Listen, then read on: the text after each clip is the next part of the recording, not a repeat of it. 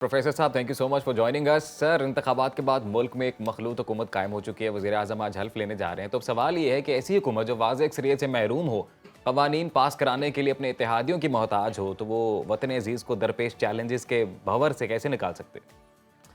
हाँ, आपने जो बात की है ये रियलिटी है कि जब भी कोई ऐसी गवर्नमेंट जो किसी हंग पार्लियामेंट के नतीजे में बनेगी या ऐसी हुकूमत जिसके पास अपनी इत्तेहादी जमातों को खुश करने के अलावा कोई चारा नहीं होता, तो वहाँ फिर गिव एंड टेक चलते हैं और वहाँ कोई भी चीज़ जो कानून साजी है वो अपनी मर्ज़ी की करवाने में उन पार्टियों को प्रॉब्लम्स का सामना करना पड़ सकता है। उसके अंदर आप देखें माजी के अंदर भी छोटी जमातें जिनके पास 7 सीटें थी तो वो पूरे सूबे की हुकूमत लेके बैठी रही उस चीज़ के ऊपर, या इसी तरह 12 सीटों के साथ एक पार्टी ने कहा कि जी हमें इतनी मिनिस्ट्रीज गवर्नरशिप और ये चाहिए। तो वो चीज़ें फिर इतनी आसान नहीं हो जाती। उसके लिए फिर आपको कंसेंसस डेवलप करना पड़ता है या कोई एक ऐसी पावर जो सबको फिर कहे कि नहीं ये करना है।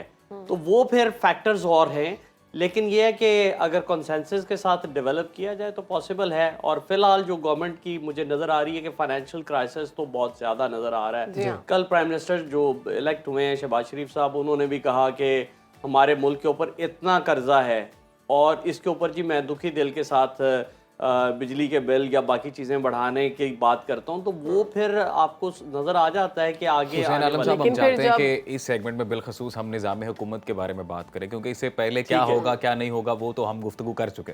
अब हम आपसे ये तवक्को कर रहे हैं कि आप ज़रा कंपैरिजन करके दिखा दें। हम दोनों जमहूरी निज़ामों की बात करेंगे, parliamentary form of government, presidential form of government.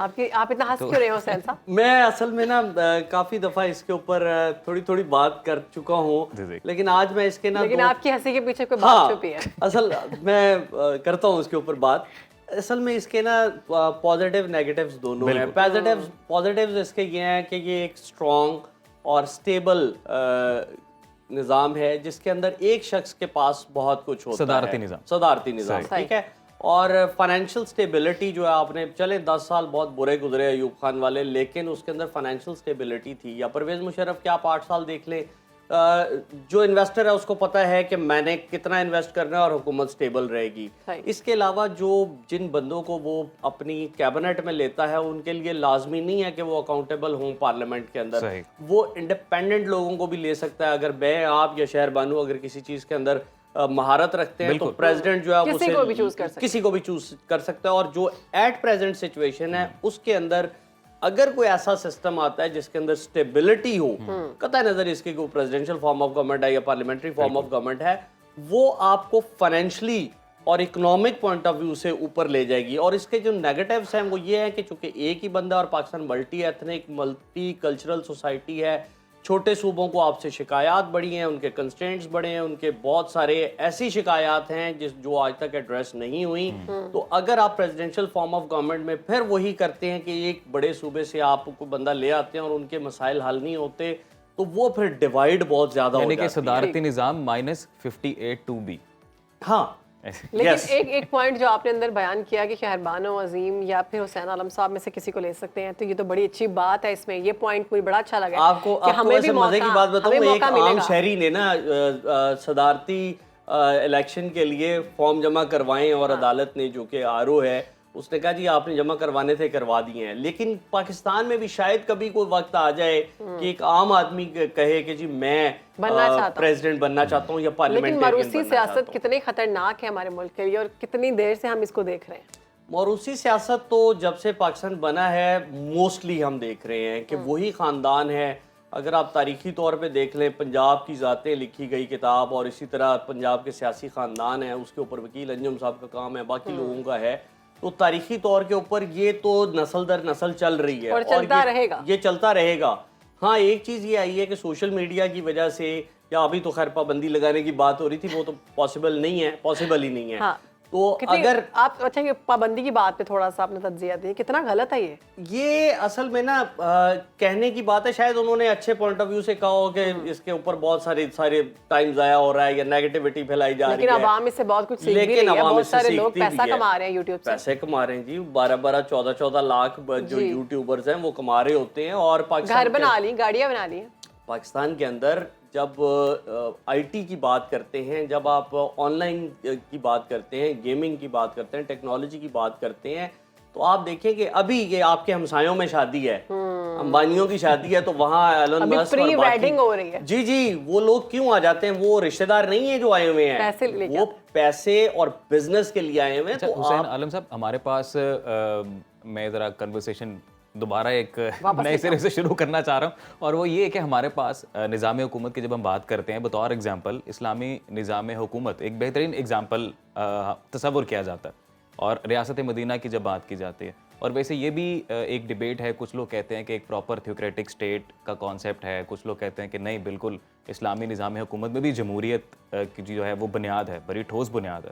تو کون سا ایسا نظام حکومت ہے، پارلیمانی فارم آف گورنمنٹ یا پھر صدارتی نظام حکومت، کہ جو قریب ترین ہے اسلامی نظام حکومت کے؟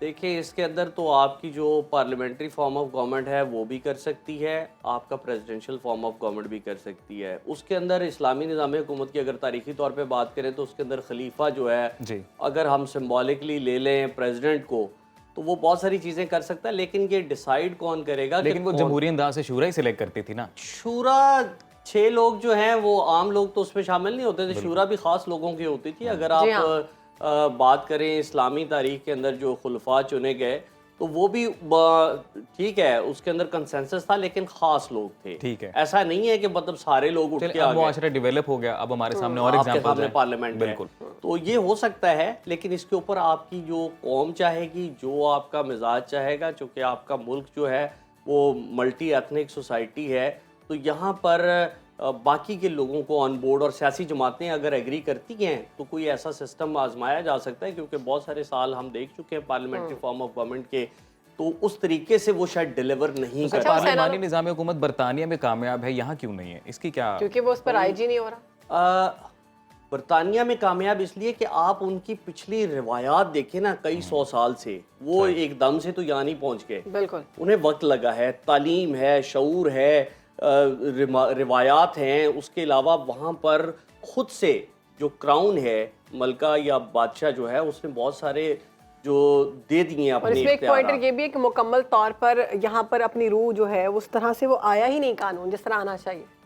یہ ایک بڑی لمبی ڈیبیٹ ہے کہ وہ کیوں نہیں آیا اور کیوں نہیں آنے دیا گیا، جو میرا لیکن یہ ہے فیکٹ ہے کہ لوکل گورنمنٹ با اختیار نہیں ہے. وہ ایک لوکل دور گورنمنٹ کے میں الیکشن تو کسی گورنمنٹ کی پریفرنس پہ ہوتے نہیں. ایک دور میں یونین کا یہ اسٹوڈنٹس وہ ہوا کرتی تھی، یونینز ہوتی تھی، وہ بھی سیاسی جماعتوں کے اب کیا اسے کہتے ہیں، جسے کہتے ہیں نا اسٹوڈنٹ ونگ بن گئے ہوئے ہیں. تو آپ اگر اس سے ہٹ کے دیکھیں تو اسٹوڈنٹ یونین بہت ایک فائدہ مند چیز ہے. وقت بڑا کم ہے، میرے 2 سوال ہیں ان کے جواب دے دیں. ایک یہ کہ جیسے 6 جماعتی اتحادی حکومت ہمارے سامنے آ رہی ہے، اس میں کیا یہ کوئی قانون میں چینجز کر سکتے ہیں؟ جی بالکل کر سکتے ہیں. ٹھیک.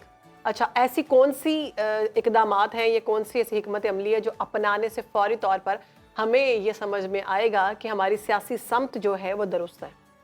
دیکھیں کنسنسس ڈیولپ کریں. میں نے 2 پروگرام پہلے کہا تھا کہ ایک نیشنل ڈیبیٹ جو ہے نا، اور نیشنل آرگومنٹ جو ہے، وہ ایک ایسے پلیٹ فارم سے کیا جائے کہ جس کے اندر ہم ایک دوسرے کے ساتھ بیٹھ جائیں. ٹھیک. جب آپ نے فائنینشلی اور اپنی انٹیگریٹی کی بات کرتی ہیں تو گرینڈ نیشنل ڈیبیٹ اور ڈائلاگ جو ہے سٹارٹ کریں، اور اسٹیٹسمین شپ، پھر وہی کہوں گا اسٹیٹسمین شپ کا مظاہرہ کریں. اپنی سیاسی پارٹیوں کی اور اپنی دکانداریوں سے نکل کے کریں گے تو بہت ضروری ہے. یہ بہت اچھی بات ہے، اسٹیٹسمین شپ کا مظاہرہ کرنا بہت ضروری ہے. اس وقت بہت ضرورت ہے ملک کو. تو حسین عالم صاحب بہت شکریہ آپ کے وقت کا. پاکستان کو آپ نے وقت